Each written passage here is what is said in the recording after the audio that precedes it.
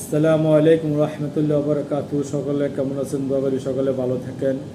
আমি কয়েকটি আগে একটা ভিডিও পোস্ট করেছিলাম যে সুখবর সুখবর, মানে অন্যজনের মাধ্যমে পোস্ট করেছি, কিন্তু ওইটা সুখবর না দুঃসংবাদ। তা আমরা যদি মাথার মধ্যে একটু চিন্তা করি তাহলে আমাদের জন্য দুঃসংবাদ হয়ে যাবে।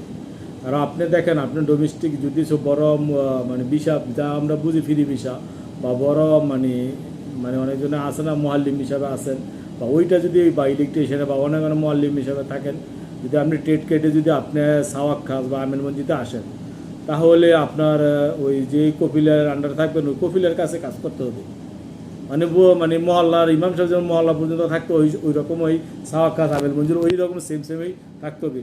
আপনার সাধারণত আমরা যে ফিরি বিষয়ে বা বর্তমানে আসি, বা আমরা আলকাসিমে বা রিয়াদের কপিলে যদি দাম্মামে করি বা মক্কা করি মদিনা করি, তারা এলে বর্তমানে পুলিশের আমাদের শ্রমমন্ত্র আইনের মাধ্যমে দেশে পাঠিয়ে দেয়। কারণ আমাদের যে এতটুকু এরিয়া বা আমার কপিলের যদি কাজ না থাকে, তাহলে আমরা অন্য জায়গায় চলে আসি, কিন্তু এটা তো আমাদের শ্রম আইন ভঙ্গ করি।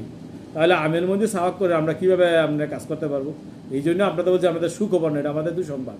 তাহলে আপনারা যারা মানে ওই যে বলতেছেন যে 650 টাকা আকামা থাকবে, 100 টাকা মক্তব নামবে, ওই সব করে যদি আপনি পেশা পরিবর্তন করেন, আপনি নিজের বিবেচনা বা চিন্তা করবেন যে এটা পরিবর্তন করলে কি আমার সুবিধা হবে না অসুবিধা হবে, তারপরে আপনার পেশা পরিবর্তন করে। আগে তা দৌড়াদৌড়ি করে কোনো কাজ নাই, ঠিক আছে?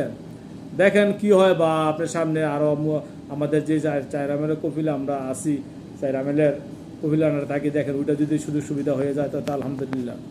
তো সকলেই ভালো থাকেন। আসসালামু আলাইকুম।